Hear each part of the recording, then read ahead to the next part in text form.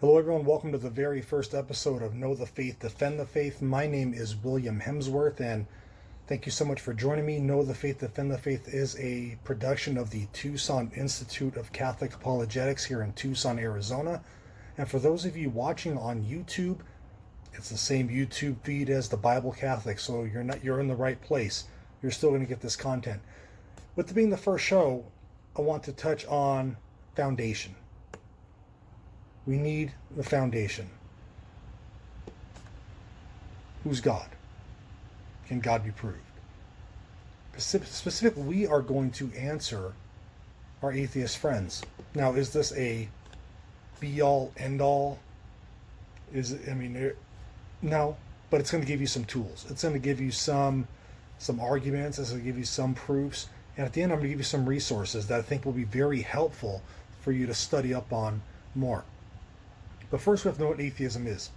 Atheism, if you haven't heard, has grown exponentially in our country, and even in our world. It's a belief that says that there's no God. In fact, atheism literally means without God. It comes from two Greek words that mean without God. Now,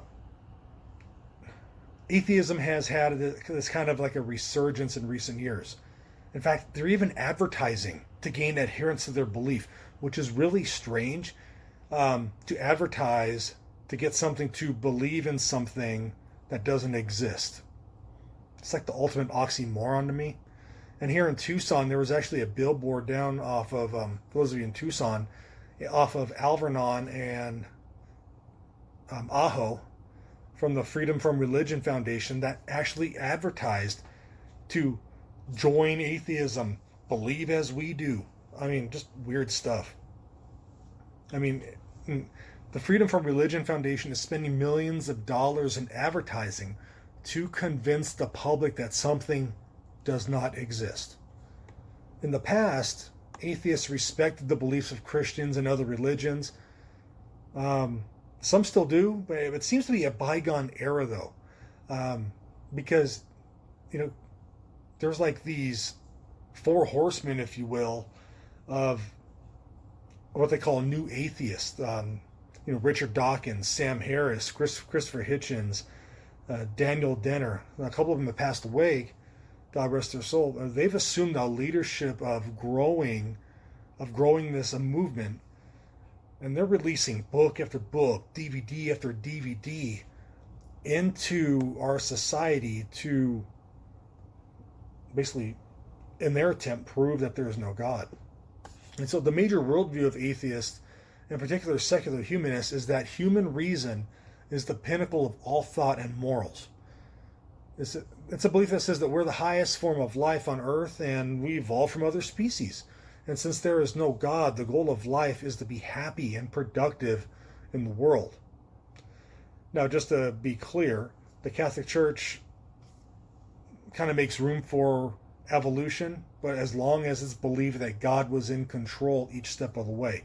It wasn't like atheists believe where, it was all by pure chance. God was in control. And so since the meaning of life in atheism is self-determined, it can vary greatly from person to person. Morals also vary among each person and are determined by reason and one's cultural norms. Absolute morals do not exist because they may vary widely among individuals. But norms such as stealing, murder, rape, and child molestation, at least to a majority of atheists, are still they're considered evil. In the atheistic worldview, everyone is seen as good, and there's no reason to have a God who says everyone is a sinner. There's evil in the world because we fail to look after each other.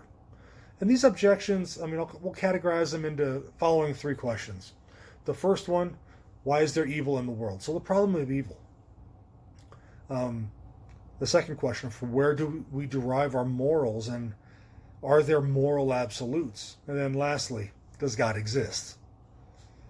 And so the intent of this podcast or YouTube video is to provide a summary, kind of a review of the atheistic worldview. And the questions that we just went over are often presented by atheists And we'll answer them from a Christian perspective. Now, to be totally honest, there's probably people out there that can answer it better than I do, than I can, but we're going to take a stab at it. All right? So hang with me. So when it comes to discussing the faith with atheists, it's important to do so in love. Love is the ultimate apologetic.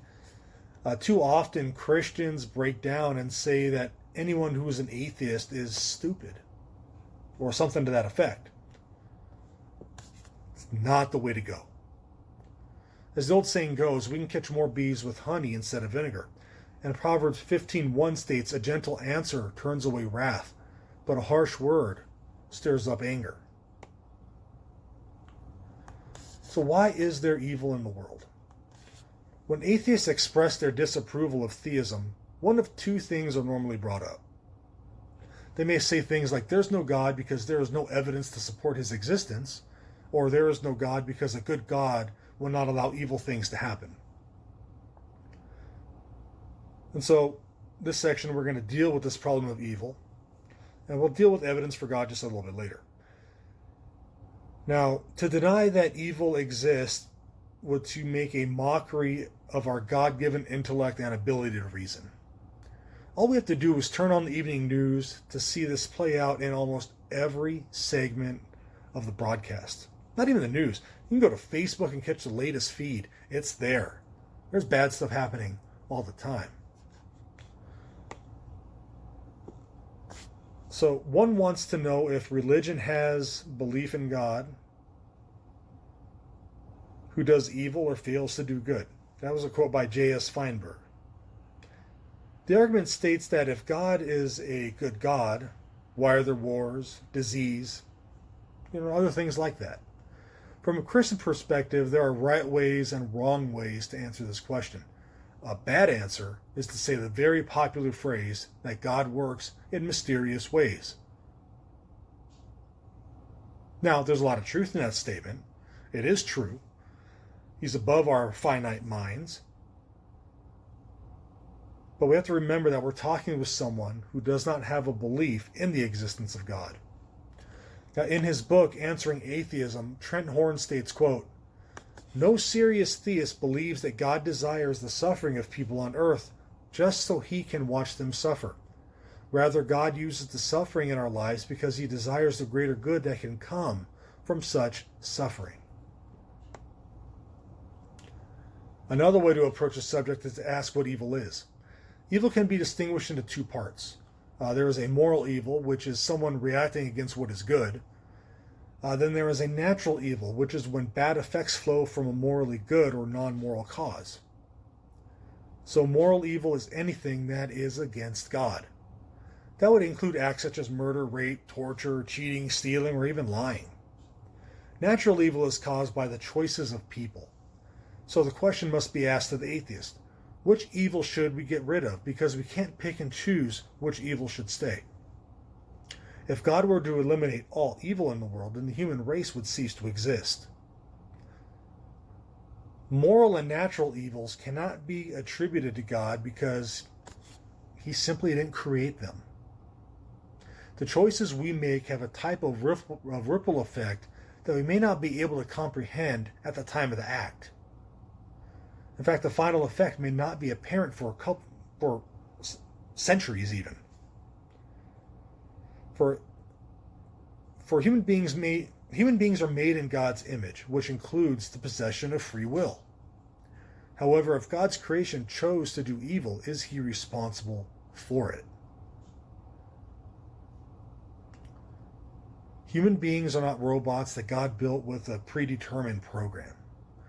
Everything that the person did was done of his own free will and accord. If we did not have free will, then good things that are done would have no meaning.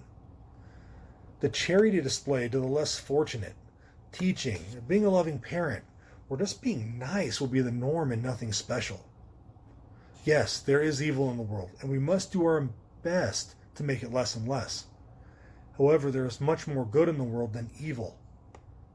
And that is a credit to the Creator, to God. St. Augustine put it best when he wrote, quote, "For a runaway horse is better than a stone that stays in the right place, only because it has no movement or perception of its own. And in the same way, a creature that sins by free will is more excellent than one that does not sin only because it has no free will.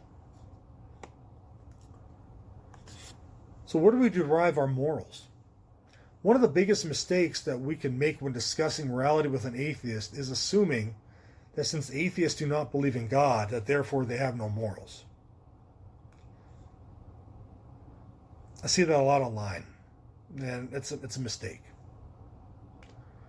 One can be an atheist, but yet still have a high moral character. But the question is, where did that moral character come from? See, in the atheistic worldview, morals derive from wanting to help humanity instead of a motivation for heaven in the next life.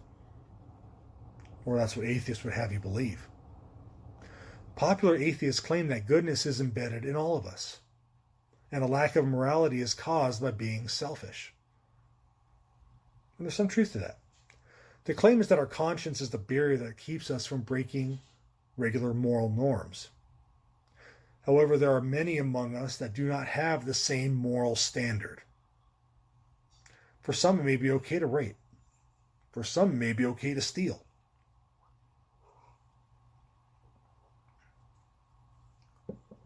But the thing is that morality is not subjective. To claim that morality is subjective is to make an absolute statement which debunks itself. The Christian would say that the conscience is a supernatural regulator of moral behavior. Pope John Paul II wrote, quote, St. Bonaventure said that conscience was like a herald who blew a loud trumpet to announce the king was coming. So basically, in his word, a finite being who is a product of chance is unable to be the source of morality. This is shown by the different standards of moral conduct present in today's world. When we compare these individual morality codes, it becomes very evident that the individual cannot be the cause. The Christian answer is that God has established a moral compass in all of us.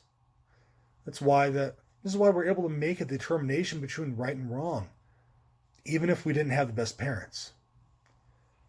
His moral standard is contained in Scripture and sacred tradition and teaching of the church for us to study and learn from. There's no denying that there are moral people who are not Christians. However, the Christian worldview does not state that one must be a Christian to be moral. The Catholic Church would say quite different. That there's truth in all of us, but the fullness of the truth is in the Catholic Church. The moral code comes from something higher than ourselves, and that is God. So next question though, does God exist? The atheistic arguments against God's existence can be classified into two groups. Those two groups are what they call priori arguments and posteriori arguments. Crazy words, I know, sorry. A priori arguments for atheism claim that there is some logical contradiction in the theistic conception of God, and so that it's impossible for such a being to exist. A posteriori argument for atheism claim that the world is other than it would be if God existed, and so conclude from it that there cannot be a God. Posteriori arguments include such things such as the problem of evil, which we dealt with a few minutes ago. So atheists commonly put forth a series of philosophical questions that, at least in their mind, disprove the existence of God. One of the most popular is that of the paradox of the stone. At its core, the reasoning in this question creates a straw man argument. It really does. The argument is the following. It says, can God create a stone so heavy that he can't lift it? Either he can or he can't. If he can't, so the argument goes, then there is something which he can't do, namely create that stone, and therefore he's not omnipotent. If he can, it continues, then there is also something that he cannot do, namely lift the stone, and therefore he's not omnipotent. Either way, then, God is not omnipotent. A being that is not omnipotent is not God, and therefore does not exist.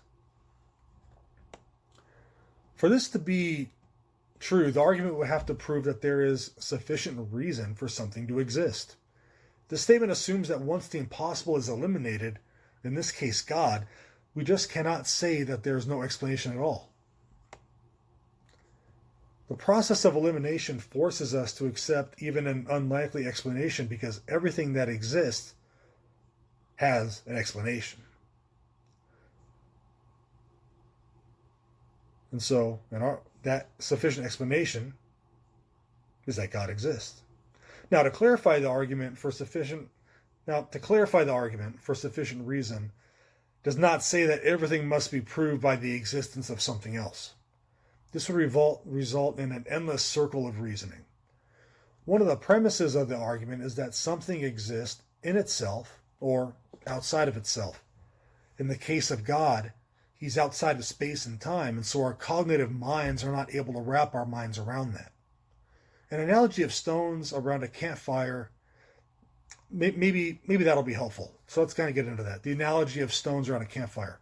So one may ask why those stones are warm. And of course they're warm because of the fire. But why is the fire warm? The answer is because that is the nature of fire, and if it wasn't warm, there'd be no fire.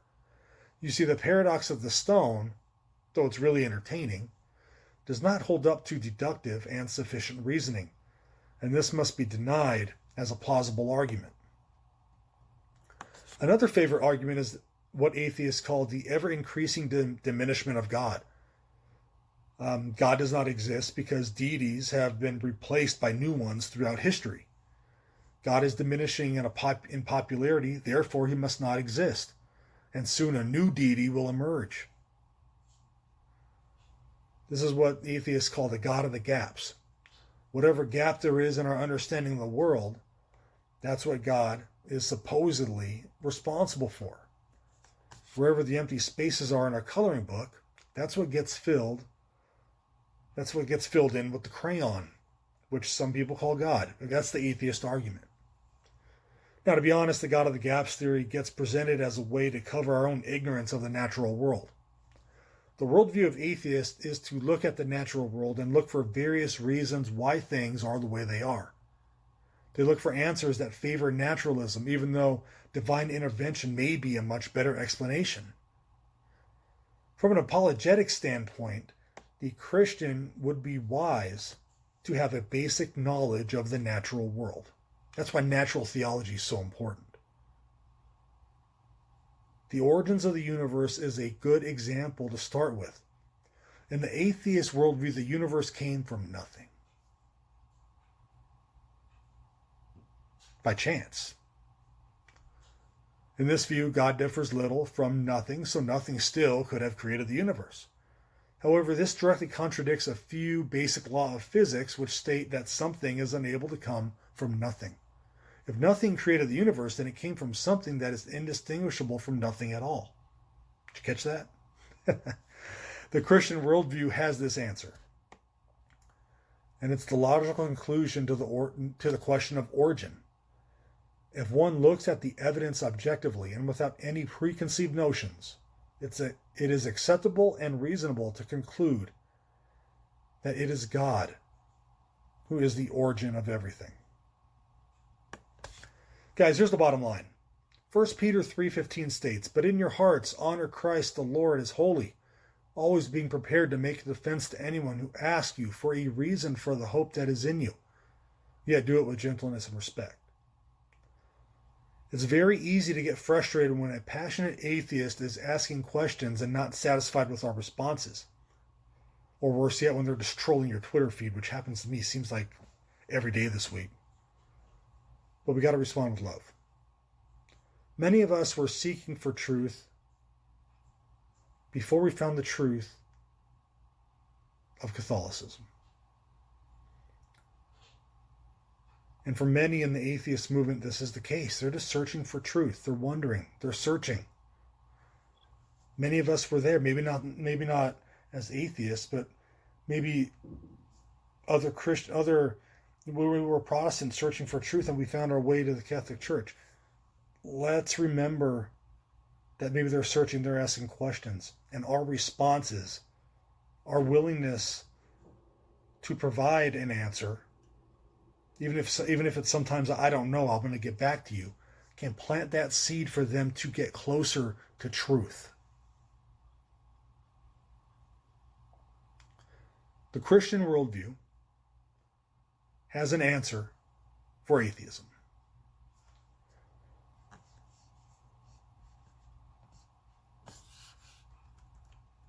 There is an answer. Are we willing to put the work in to learn that answer? There are many arguments that we didn't touch on. We briefly touched on a couple of them, but there's so much more. But I recommend,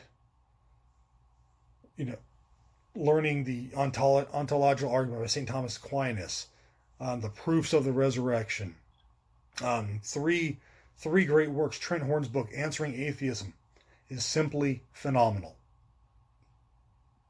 Simply phenomenal. A few years ago, Scott Hahn, I forget the other gentleman's name, wrote a book titled The New Atheism. And of course, St. Pope John Paul II wrote an awesome encyclical called Veritatis Splendor. Those are three awesome resources to answer this question on atheism and the atheist worldview.